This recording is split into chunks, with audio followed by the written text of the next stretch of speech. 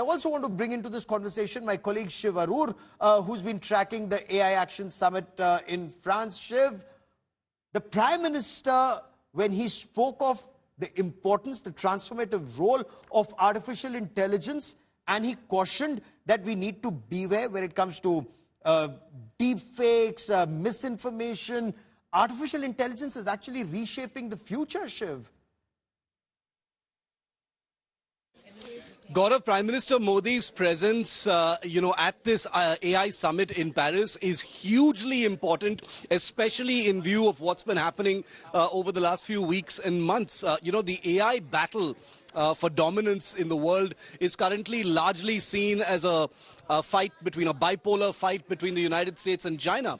And India has been trying to find its place. India has enormous requirements for AI, for automation, across different kinds of government, and other functions.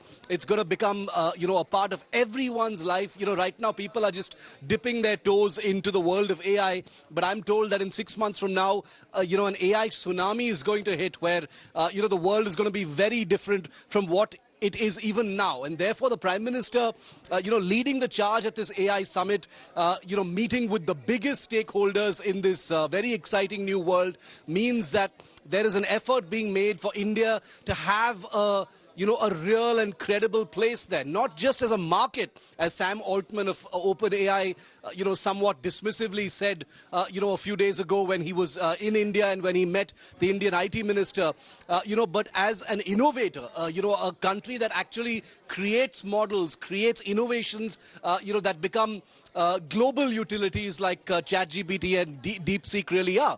And those are only small examples. So I think whether it is, meeting with people like Satya Nadella, whose Microsoft is investing hugely in India, to Sam Altman, to, Elon Musk when the Prime Minister goes to the United States in a couple of days, all of this is going to have a huge bearing. Believe me, in just months from now, the world is going to change, and hopefully India will be in a really, really good position to take advantage of that.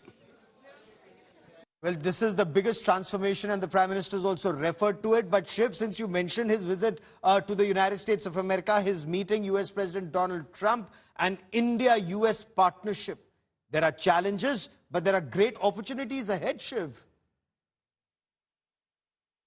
This is an enormously anticipated visit to the United States, more important than any one before. And I can imagine, Gaurav, all of India's diplomatic machinery working overtime to ensure that this is going to be a smooth visit. Prime Minister Modi has expressed his warmth for his dear friend Trump. Trump, right before the elections, which he won so handsomely, has expressed his admiration and his affection for his dear friend Narendra Modi. So, the body language, the bonhomie, all of those things are there. But there is, there's hard politics and real business to discuss. Trump already made it very clear, in his opening conversation with Modi, that not only is he going to place a great deal of primacy on weapon sales to India, but also the tariff war, the terrifying tariff issue, that continues to be a friction point between India and the United States. How Modi manages to navigate this first conversation will set the template for what the rest of this relationship is going to look like. There's a great deal of continuity. The two leaders get along very, very well. They're both enormously popular in their own countries, but there are issues here that will need careful handling, that go beyond just the fact that they are so compatible as two human beings. I see weapon sales on the table. I have a feeling that Trump is going to push the sale of armored vehicles like the Stryker, possibly transport and reconnaissance aircraft. He may, pull something out of his hat and maybe even offer, different kinds of fighter aircraft, or, use that as currency for India to maybe manage to sidestep certain, tariff measures. All of these things should be seen as being on the table when it comes to someone as whimsical and unpredictable as President Donald Trump. So it's going to be very interesting to see how it works out. There's word that Prime Minister Modi may meet Elon Musk as well. It won't be his first meeting, of course, but given Elon Musk's new role, his new profile, that's going to be very, very interesting to see as well, because there are, of course, all those larger questions over Elon Musk trying to enter the Indian market with all his many companies. So we'll be looking at, all of those angles as well, Gaurav.